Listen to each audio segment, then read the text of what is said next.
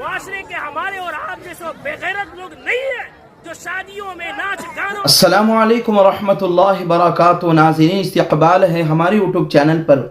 Social media پر اس وقت یہ بیان تیزی سے وائرل ہے. ماشاءاللہ حضرت کی ہمت اور حضرت کی جرأت واقعی یہ سراہنے کے قابل ہے. ماشاءاللہ یہ شاباشی کے قابل ہیں. اتنی جرأت اور اتنی ہمت سے نکاح کے عنوان پر اور اس متعلق جو خرابیاں عام ہو رہی ہیں، ہماری بچیوں کے ساتھ جو کھلواڑ کیا جا رہا ہے، اس پر حضرت نے بات کی ہے. تھوڑا اس گفتگو کو سن لیں، انشاءاللہ اس پر کچھ تبصرہ ہوگا. کل کی ویڈیو ہے، 3 غیر مسلم لڑکوں نے مل کر کے کالج سے بچی کو بلایا اور اس کو مار کر کے اسکارپیو میں لے گیا. 3 دن ریپ کیا اور ریپ کرنے کے بعد اس کے جسم کو سریعام لے کر کے پھینک دیا. آئے دن یہ خبریں آ رہی ہیں.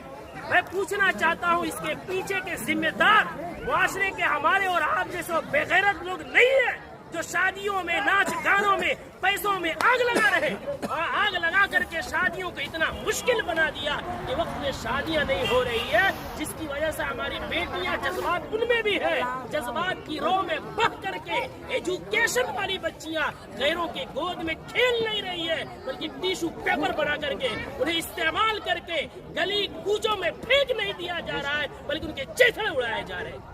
اتنے ادب و احترام کے ساتھ بار بار اصرار کرنے کے بعد جھک کر کے، باپ کہہ کر کے، بھائی کہہ کر کے، ایمان کا حوالہ دے کر، اسلام کا حوالہ دے کر، پوری سوسائٹی کے عہد و پیمان کا حوالہ دے کر کے کہا گیا، لیکن پھر کیوں نہیں مانے؟ جرأت کی بات ہے، ہمت کی بات ہے. آخر وہ ہمت آئی کہاں سے کہ پورا معاشرہ بائیکاٹ کر رہا ہے؟ آپ ناچ لا رہے ہیں، چوک پہ نچا رہے ہیں، پورا بستی اس گناہ سے بچنا چاہتا ہے. خدا کا خوف کھائیں ہم لوگ، کل قیامت میں کیا منہ دکھائیں گے؟ پورے گاؤں میں نچاتے ہوئے لے کر آتے ہیں، مسجد کے سامنے سے لے کر آتے ہیں، پورے گاؤں میں. یہ کیا ہے؟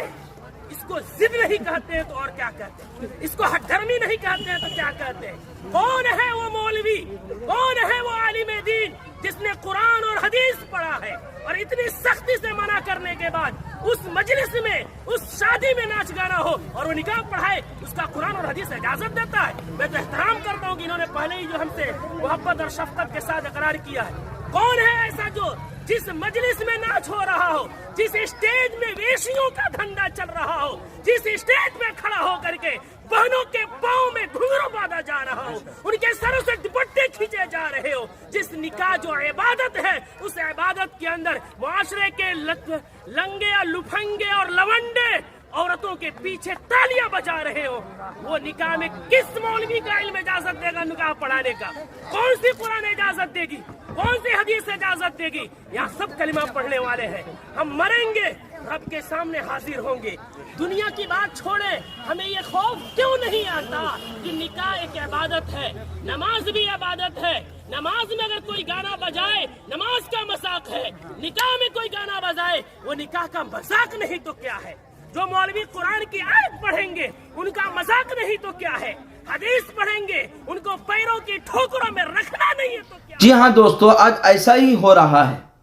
ہمارے بچیوں کے ساتھ کھلواڑ ہو رہا ہے، ان کی عزت و آبرو سے کھیلا جا رہا ہے.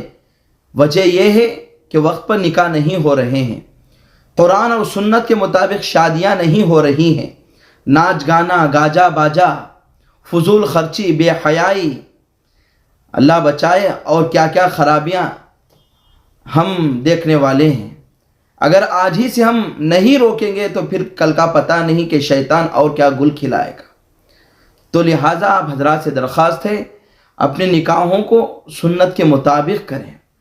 اپنی بچیوں کی شادیاں، اپنے بچوں کی شادیاں سنت رسول کے مطابق کریں. فضول خرچی اور دکھلاوے سے اجتناب کریں، بچیں. انشاءاللہ اس میں برکت حاصل ہوگی. اللہ ہم سب کی حفاظت فرمائے.